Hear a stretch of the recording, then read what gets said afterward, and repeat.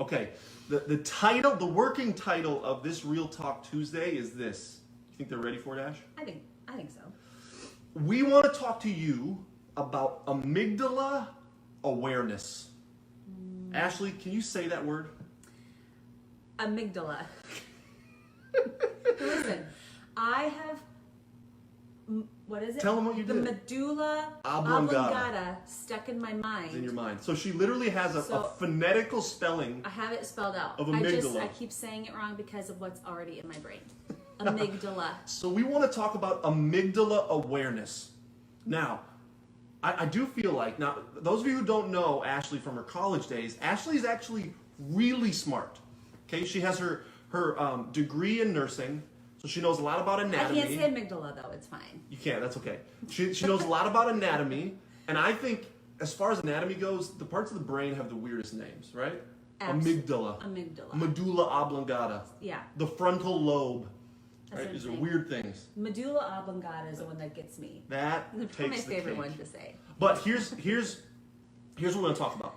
Amygdala awareness. Here's why this is so... amygdala was not a Roman emperor. Close. This is why this is so important. Okay, what is the amygdala? First of all, let's start there. The amygdala is a cluster of cells at the base of your brain, like right here. Fun fact, it's actually, if anybody's ever been a part of combat sports, this little cluster of nerves right here is actually what causes people to get knocked out, right? If you get hit in the chin and it snaps that little bundle of nerves right there, your lights go out. Because the amygdala is actually the part of your brain that processes strong emotions and puts meaning to emotion, okay? So the amygdala actually is what controls our most primal response, which is what, Ashley? What response does the amygdala I feel like control? most people know it as fight or flight. Fight or flight. Fight or flight. That's the part of the brain where fight or flight comes from, right here in your, say it, Ash? Amygdala. One more time. Amygdala. It comes from your amygdala, okay? So, prefrontal cortex is easier. Yeah. Great. Frontal lobe. We'll go with that one.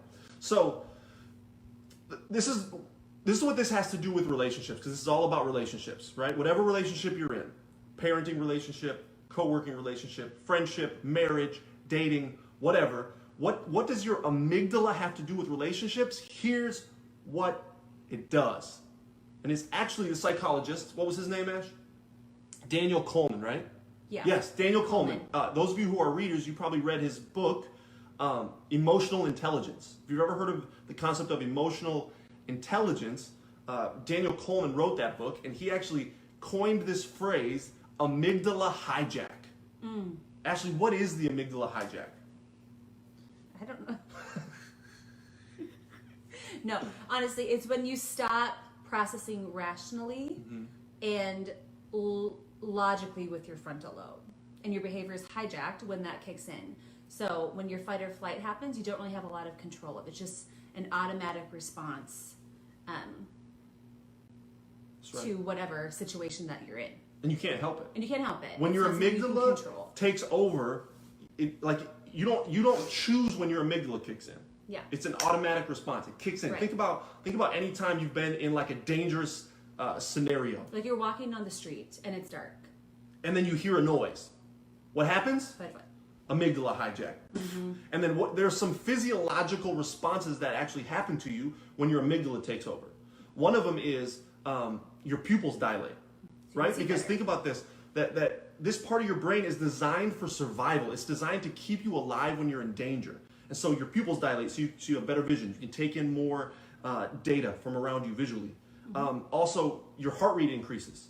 And then one that I think is really interesting, this is what else happens, Ash?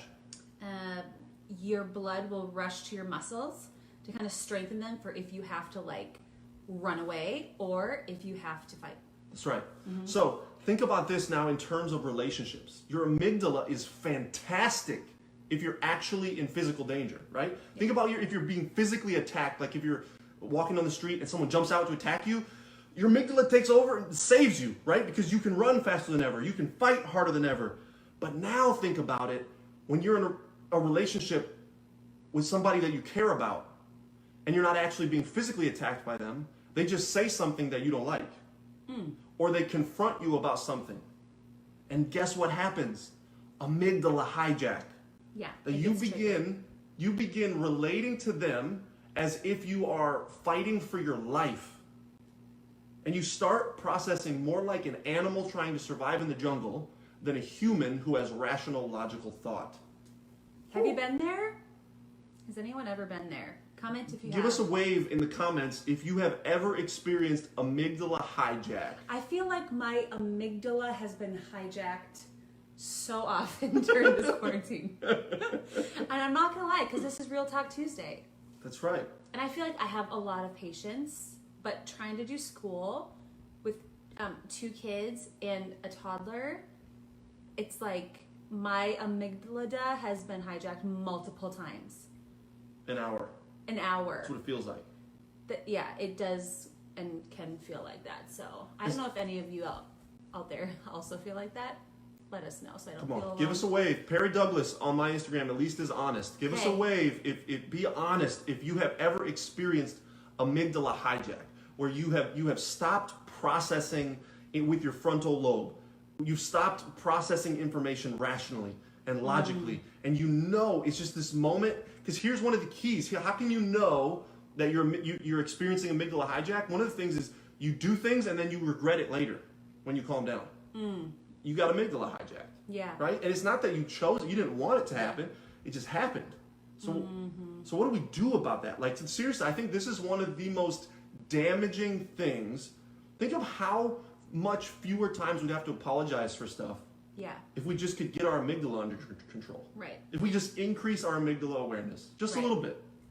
Think about the game changer that would be in relationships. How many fights would you avoid with coworkers, your spouse? Yeah. How much differently would you talk to your kids at times? It's true. Me? If you could increase your amygdala awareness. Yeah.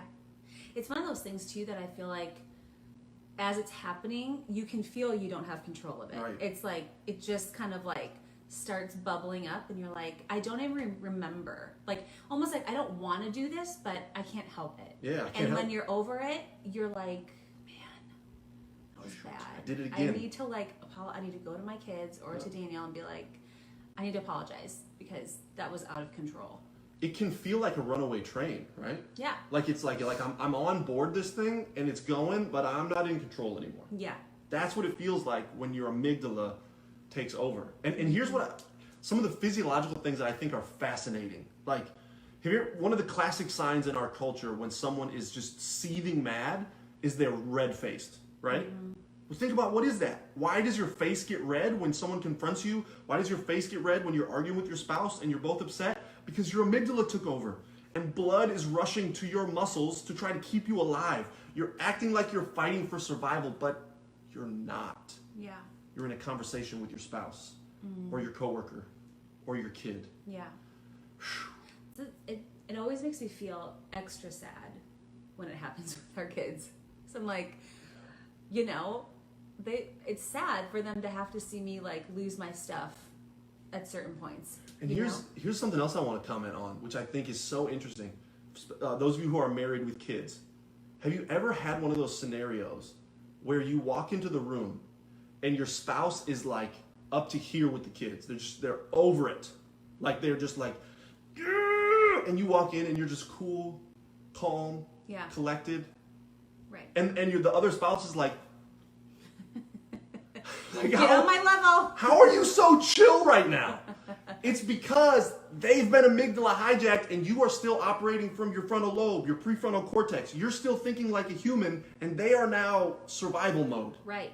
With your frontal lobe, you have more control over in terms of you can manage your emotions easier. It's the reasoning piece that in the moment could help you understand, okay, this is not that big of a deal, whatever. But if you get hijacked, there is no stopping it. It's just 0 to 100 so quickly, and it's not a good look. And Matt Wright on my Instagram actually just commented something that is worth sharing with everyone.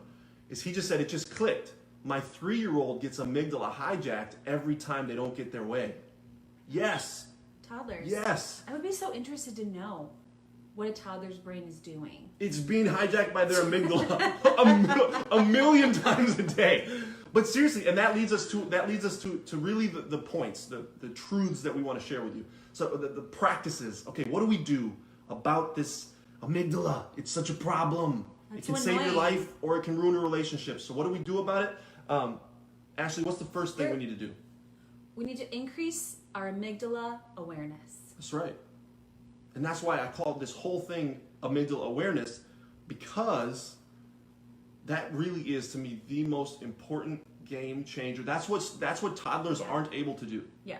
Toddlers are not at a point where they can cognitively process, my amygdala just kicked in. Maybe I don't need to slam my sibling in the head with this toy. Right? I mean, I think the first step to understanding and making it right is having the knowledge of what's actually happening. Right. When you can understand and put words to it, okay, I know what's happening right now, and maybe you won't. Maybe you will after this conversation, but usually our first thought isn't like, oh, my amygdala is like going crazy. But I'm not saying you would think that, but at the same time, when you realize like, okay, I can feel myself getting out of control, I need to stop, breathe, and let the reasoning part of my brain, my frontal lobe, like click and like kick in. Otherwise, we're gonna have bad times here. Yeah, so I really think that's the first and most important step. And this is what I hope some of you start doing, is start literally saying to yourself in your mind, my amygdala just kicked in. I've been amygdala hijacked. Like, just maybe even it's a mantra for you. Amygdala awareness. Amygdala awareness, right? Like, I'm aware that I am not processing logically, rationally, calmly. Just increase your awareness. Realize when it happens. And that can help lead you to step number 2. Step number 2 to avoiding the damage caused by amygdala hijack is what, Ash? We kind of talked about it, but activating your frontal lobe, your reasoning, the awareness of what's happening around you. You have more control when you put that piece of your brain to use. Yes. So some practical ways that you can not only just like increase your amygdala awareness. There's not a whole lot of practical things you can do about that. You just need to learn. You just need to be aware. You just need to realize it triggered. It happened. I'm in my survival, flight or flight mode. But there are some really practical ways to give your frontal lobe a chance to activate. One of those is just walk away. Just pause for a second. Right? Yeah. And that's hard for me. Ashley, it comes very natural too. Ashley does this very well. Bye. All right. Pause. We'll talk about this later. But me, I'm like, no, we need to talk about this now. But one of the biggest mistakes so many people make is you want to talk when you're still in your amygdala. When your amygdala is still in control, you want to talk about it. Stop it. It's not going to be helpful. It's not going to be beneficial or productive. You need to give it a break. What's another way that you can... Well, I was just thinking about, just especially I think in marriage when it comes to this, is having the conversation before the blow up has taken place. So there's some folks that walking away in a heated moment could get the other person even more mad. Well, you have to communicate. Well, listen, we're not going to assume everyone knows all of these things. What if you got to the point where you were so transparent with your spouse, your coworker, whatever? What if all of you go to anyone that you know and have conflict with at any point and just inform them about the amygdala hijack? And then you just get to the point where you can just say, my amygdala is in control right now, so we can't do this right now. Oh my gosh. And That's a good plan. I don't know if you have to use the scientific names of the brain, but it's just an awareness of, I can feel myself getting out of control. And I think that was my point, especially in marriage, was have the conversation beforehand so that you're not walking away in the middle of a crazy argument. It's just understood. I need space right now. Yep. We'll talk about it in 10 minutes or whatever. Yep. Walk away. That's good. So we want to increase our amygdala awareness. We want to give our frontal lobe a chance to activate. And then what's the last thing that we can do? We want to avoid triggering the amygdala. Yep. I had to think about it. Say it. Amygdala. Just say it. Pronounce it right. I did it. Avoid triggering the amygdala in the first place. So here's everything. The first 2 points are really all about you. The first 2 points are you have control of. you can increase your amygdala awareness. You can give yourself a chance to activate your frontal lobe reasoning when you're in conflict with somebody you're in a relationship with. But this is where actually this third point kind of goes back to what we talked about last week, which is choosing to take the posture of a servant toward the people that you love and are in a relationship with. Yeah. Because here's what I know. I know there are some key words. I know there are certain tones of voice that will trigger Ashley's amygdala. Here's an example.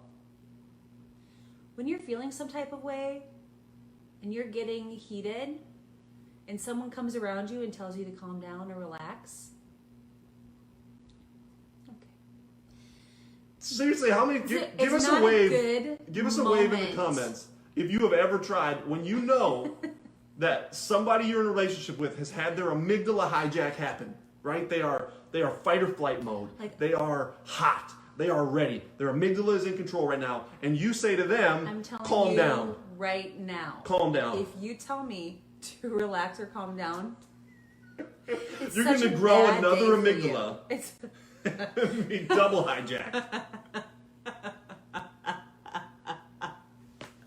So stupid, but true. I just grew a second amygdala. That's how mad I am. Tell me that. Don't tell me that. It's the worst. Okay. It's the worst. Alyssa Yuri said, "Say it again for the people in the back." Don't. And tell I'm them guilty to of calm this. down. I feel like I've done this to you. Tell me to calm down. When our kids are getting all whatever, some type of way, and you're responding, and I'm like, Daniel. This person said, "My husband is amening louder than I want to admit." He said he's never told a woman to calm down. I don't believe you, Gary Bass. I don't believe you, not for a second. I think, well, that's good. Good. Don't do it. It's the actual worst. It doesn't. It's like my ladies. It's like a amygdala supercharger. The term "calm down." You need to calm down. Yeah, I see what you're saying. And you use your hand like this. You need to just calm down. You just walk away. You just walk away.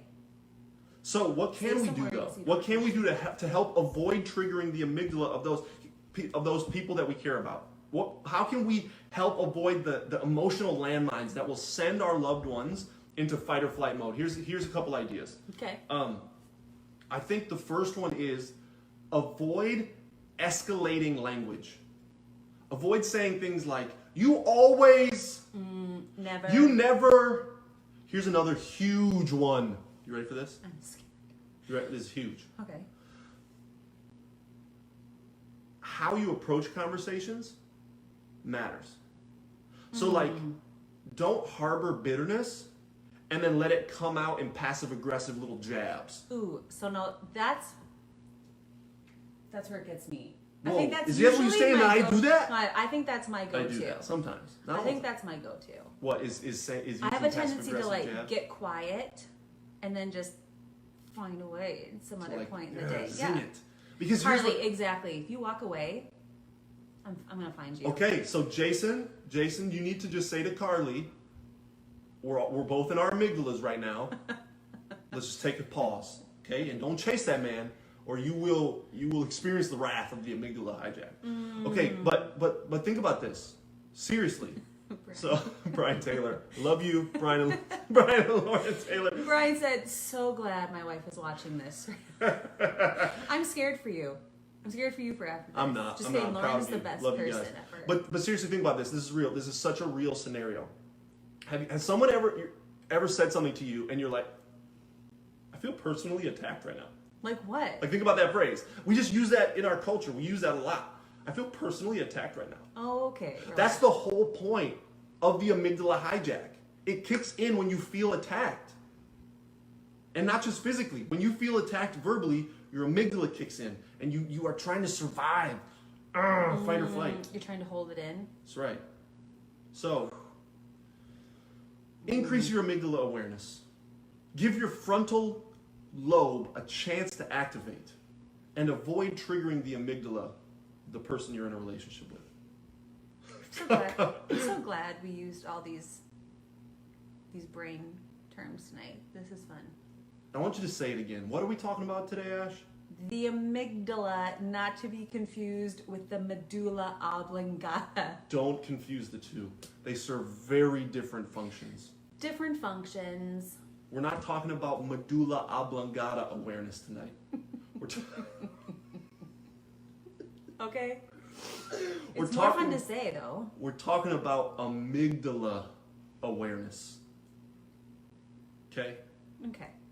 Amygdala awareness, people. How many fights will it save you from? How many apologies will it keep you from making? Ashley, not that many, because she doesn't apologize first. Okay. I'm still working on it. We've been married for 10 years, and I have the hardest time apologizing first. Anybody else? I'm working on it. I've been working on it for 10 years. It's fine. Listen, we're not always going to arrive right away. This is a journey. That's it. But I'm working on it. Work it, girl. Again, I'm working on my amygdala. The problem awareness, is... big time. What's the problem? The problem is I'm usually right. Your mom. But your dad just said, all he commented was, I'm confused. Your mom. Was that a your mom joke, Dean? Because, yeah. Oh my gosh. All right. That's funny. Do we have anything else of value to share with these people? I don't know. Was any of this of value? Give us a thumbs up if you feel like this anatomy lesson on the neurology that impacts your relationships. Give us a thumbs up if this was valuable to you.